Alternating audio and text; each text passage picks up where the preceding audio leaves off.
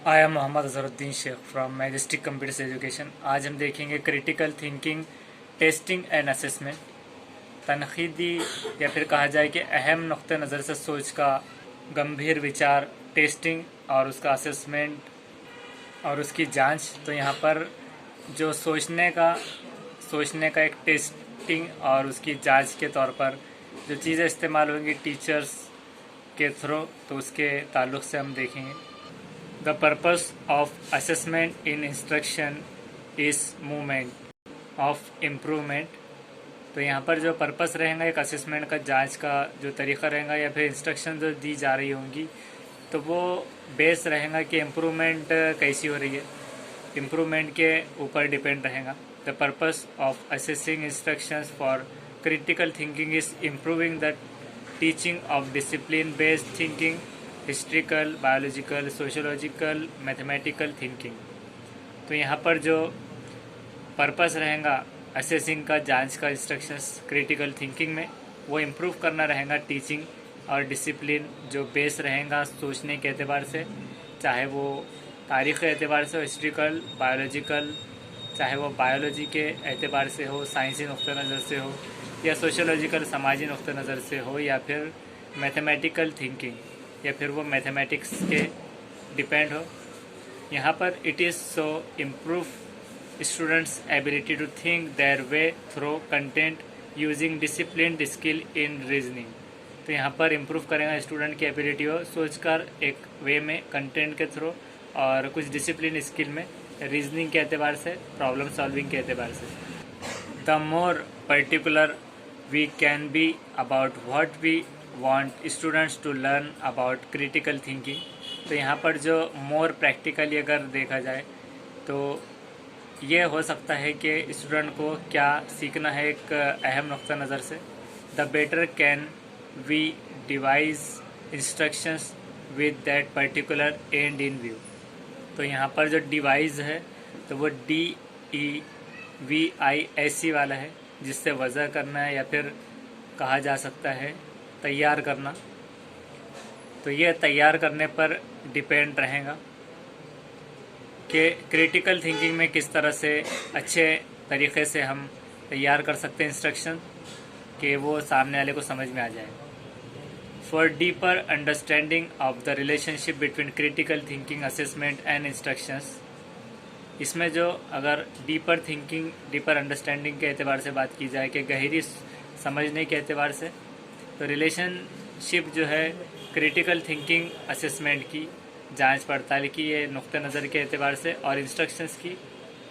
Read the white paper on consequently validity by Richard Paul and Linda Elder. तो उसका हमें ये पढ़ना होगा कि रिचर्ड पॉल और लिंडा एल्डर ने जो लिखा है उनकी थ्योरीज। तो यहाँ पर जो कॉन्सिक्वेंशल वैलिडिटी है, तो यानी कि नतीजा खेज़ वैलिडिटी, जो कि रिचर्ड पॉल और लिंडा एल्डर के थ्रू है, उसके मुताबिक। तो यहाँ पर कॉन्सिक्वेशनल वैलिडिटी जो रहेंगी, नतीजा खेज़ validity, using assessment to drive instruction, उस इंस्ट्रक्शंस के पहुँचाने तक। तो ये है कि the foundation of for critical thinking offers assessment instructions which share in the same general goal to enable educators to gather evidence relevant to determining the extent to which instruction is teaching students to think critically in the process of learning content।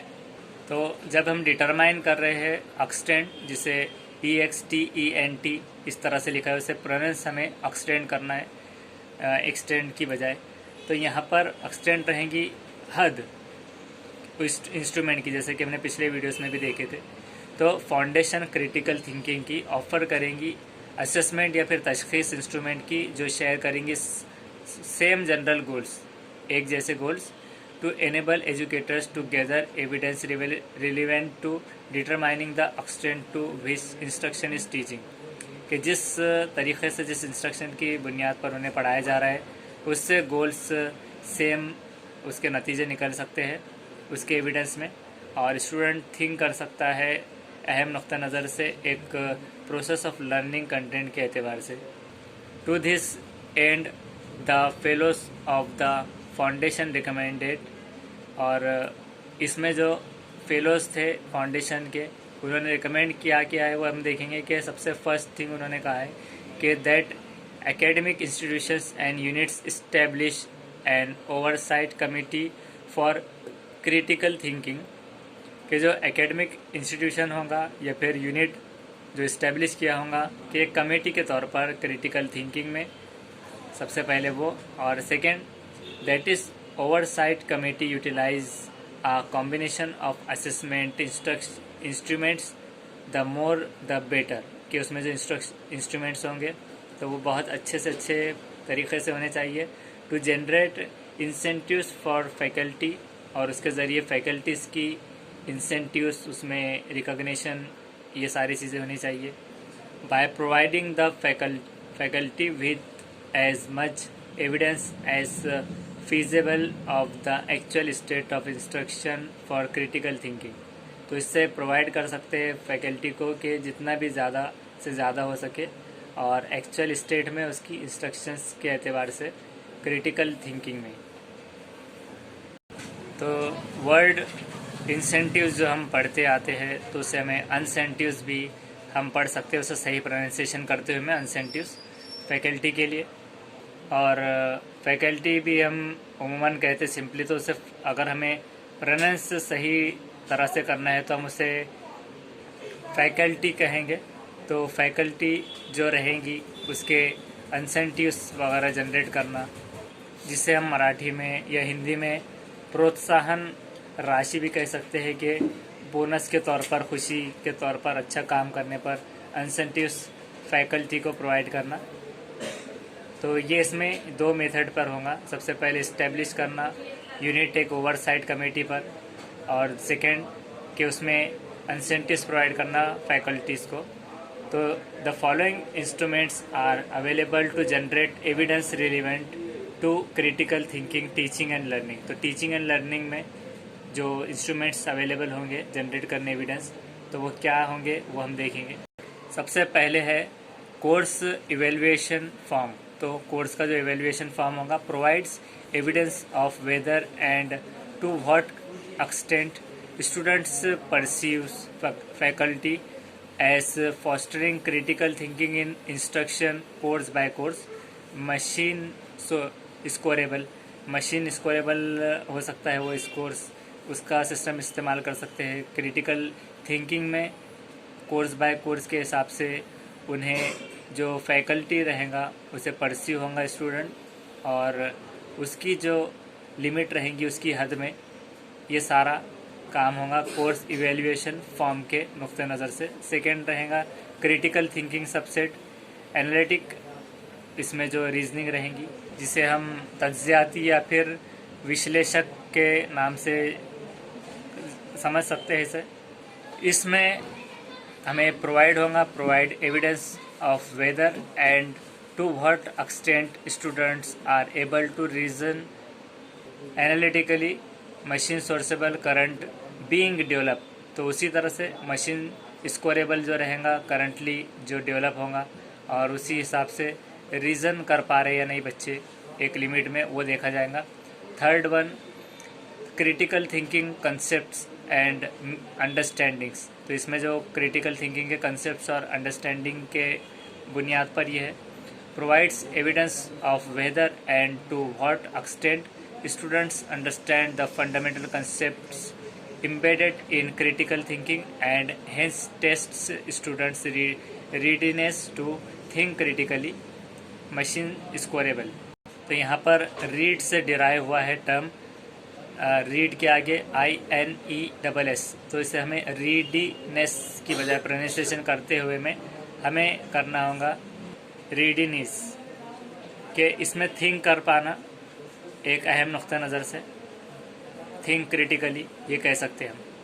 तो यहाँ पर ये जो third point है तो इससे provide करता है एविडेंस कि कैसे और कहाँ जो एक्सटेंट लिमिट है स्टूडेंट्स की अंडरस्टैंडिंग की फंडामेंटल कंसेप्ट में, वो कहाँ कम पड़ रहे हैं क्रिटिकल थिंकिंग में, और स्टूडेंट्स को जो स्टूडेंट का रीडीनेस जिसे हम प्रोनाउंस करेंगे कि रेडीनेस, और उसमें रेडीनेस इस तरह से प्रेजेंस करेंगे, और तैयारी में आ सकता है ये तैयारी करने में।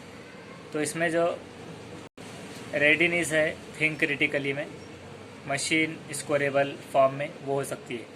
फोर्थ वन है कि fair mindedness test. Fair mindedness test इसमें है, तो इसमें जो है provide evidence of whether and to what extent student can easily effectively between conflicting view points. तो इसमें एविडेंस प्रोवाइड करता है कि क्या, कैसे और किस लिमिट तक स्टूडेंट रीज़न कर पा रहा है इफ़ेक्टिवली। कॉन्फ्लिक्ट यानी कि दो चीज़ों में कंफ्यूज होने की बजाय व्यू पॉइंट से। And hence test students ability to identify strong and weak argument for conflicting position in reasoning. और इसमें से टेस्ट करेंगे स्टूडेंट की एबिलिटी कि वो कैसे आइडेंटिफाई कर पा रहा है स्ट्रॉन्ग और वीक आर्ग्यूमेंट जो दे पा रहा है, और इसमें कॉन्फ्लिक्ट पोजीशन रीजनिंग में क्या होंगे। मशीन स्कोरेबल, जो जिसमें देखा जाएगा कि करंटली बीइंग डेवलप्ड, कि जो डेवलप हो रहे हैं उस तरह से। फिफ्थ वन है critical thinking reading and writing test. तो इसमें आप क्रिटिकल थिंकिंग का नुक्ता नज़र से रीडिंग और राइटिंग का test. Provides evidence of whether and to what extent students can read closely and write substantively, के बच्चे कैसे लिख पाते हैं मौलाना वैसी वगैरह, और रीड कितना कर पाते हैं और कितना अच्छा वो लिख पाते हैं। And hence test student ability to read and write critically, और इसकी वजह से उनकी रीडिंग और राइटिंग की स्किल्स बढ़ती है। शॉर्ट आंसर्स देने की उन्हें practice. Next international critical thinking का टेस्ट। तो इसमें जो इंटरनेशनल क्रिटिकल थिंकिंग टेस्ट रहेगा प्रोवाइड्स करेगा evidence of whether and to what extent students are able to analyze and assess exams from text books और प्रोफेशनल राइटिंग शॉर्ट आंसर। तो इसमें provide करेंगे ये एविडेंस के कैसे बच्चा किस लिमिट तक स्टूडेंट समझ पा रहा है, और उसकी तशख़ीस किस तरह से हो सकती है कि एक्सर्प्ट से, टेक्स्ट बुक से या प्रोफेशनल राइटिंग से किस हद तक वो कवर कर रहा है उसका। जहाँ पर एक्सर्प्ट से मुराद ये होगा EXCERPTS के हवाला जात, कि वो हवाला जात जो टेक्स्ट बुक्स को प्रेफर कर रहा है और प्रोफेशनल राइटिंग को फॉलो कर रहा है बुक्स के, तो उससे उसके इंटरनेशनल लेवल पर क्या क्रिटिकल थिंकिंग का प्रोसेस हो रहा है। नेक्स्ट है seventh one commission study protocol for interviewing faculty regarding critical thinking, के कमीशन की जो स्टडी प्रोटोकॉल रहेगा यानी कि रूल्स रेगुलेशन इंटरव्यूइंग फैकल्टी और फैकल्टीज़ का इंटरव्यू लेने के एतबार से क्रिटिकल थिंकिंग में। तो ये provides evidence of whether and to what extent critical thinking is being taught at a college or university can be adapted for high school based on the California Commission study। तो यहाँ पर ये provide करेगा कि कैसे और क्या limit तक क्रिटिकल थिंकिंग ये सीख रहा है बच्चा कॉलेज से या यूनिवर्सिटी से, जब उसने हाई स्कूल छोड़ दिया है उसके बाद, और इसके हिसाब से ये रेफरेंस है कैलिफोर्निया कमीशन स्टडी के एतबार से। नेक्स्ट है 8 foundation for critical thinking protocol for interviewing faculty regarding critical thinking, के फाउंडेशन तैयार करना क्रिटिकल थिंकिंग में। प्रोटोकॉल उसके जो रूल्स रेगुलेशन रहेंगे उसको फॉलो करते हुए इंटरव्यूइंग करते वक्त में फैकल्टी का रिगार्डिंग क्रिटिकल थिंकिंग, इस नुक्ते नज़र से मुतालिक provides evidence of whether and to what extent critical thinking is being taught at college or university can be adapted or school। तो यहाँ पर भी सेम चीज़ रहेंगी कि इसमें एविडेंस मिलेगा कि एक लिमिट तक ये सिखाई जाएंगी कॉलेज या यूनिवर्सिटी में हाई स्कूल छोड़ देने के बाद। फाउंडेशन यहाँ बिल्ड होगी। नेक्स्ट है 9th one foundation for critical thinking protocol for interviewing students. सबसे पहले हमने 7th वाला जो देखा था वो था कि कमीशन स्टडी प्रोटोकॉल जो था फैकल्टी रिगार्डिंग क्रिटिकल थिंकिंग में। 8th वन हमने देखा कि foundation for critical thinking protocol for interviewing faculty, यहाँ फैकल्टी थी। रिगार्डिंग। और यहाँ पर हम 8.1 जो देख रहे हैं, तो foundation for critical thinking protocol for interviewing students, यहाँ स्टूडेंट्स हैं, रिगार्डिंग क्रिटिकल थिंकिंग। हम डिस्क्रिप्शन में सारा जो मैटर है वो डाल देंगे अच्छे से समझ में आने, तो आप वीडियो देखते देखते ये सारा भी पढ़ सकते हैं उसमें। Provides evidence of whether and to what extent students are learning to think critically at a college और यूनिवर्सिटी। ये सेम है कि कॉलेज यूनिवर्सिटी छोड़ने के बाद, यूनिवर्सिटी में हाई स्कूल छोड़ने के बाद कि क्या हद तक वो उनका इम्प्रूवमेंट है। Point number 10, criteria for critical thinking assessment, या फिर हम कह सकते हैं क्राइटेरिया के उसका जो प्रोसेस रहेगा क्रिटिकल थिंकिंग का, उसका असाइनमेंट, कि क्रिटिकल थिंकिंग का assignment can be use by faculty in designing classroom assignments और by administrators in assessing the extent to which faculty are fostering critical thinking। तो ये फैकल्टीज़ के तरफ से जानिब से डिज़ाइन किया जा सकता है इस क्लासरूम के असाइनमेंट, या फिर एक एडमिनिस्ट्रेटर डिसाइड कर सकता है कि किस तशख़ीस का क्या होना चाहिए हद, कि जिससे ये फैकल्टी उन्हें इसका टेस्ट ले पाए, फॉस्टरिंग करने यानी फ़रोग़ देने क्रिटिकल थिंकिंग को। लास्ट इसका पॉइंट है rubrics for assessing student reasoning abilities, कि इसमें useful tool in assessing the extent to which students are reasoning well through course content, कि ये एक ऐसा टूल है जिसके ज़रिए असेसमेंट तशख़ीस की जा सकती है बच्चों की रीजनिंग के तौर पे उन्हें अच्छे तरीके से समझाए जाने पर। तो ये सारे जो all of above assessment instructions है, ये यूज़ किए जा सकते हैं part of pre and post assessment strategies to gauge development over various time periods. तो इसमें ये सारे स्ट्रेटजीज या तो पहले या फिर बाद में भी अप्लाई किए जा सकते हैं डेवलपमेंट के तौर पर, एक बच्चे के, एक चाइल्ड के डेवलपमेंट में। इसके नेक्स्ट वीडियो में हम इसका नेक्स्ट पोर्शन देखेंगे, और आप हमें कांटेक्ट कर सकते हैं, गूगल पे के थ्रू भी सपोर्ट बता सकते हैं आपका। SMOHD AZHARUDDIN SMOHD Azharuddin @OK Axis इस पर। Thank you very much.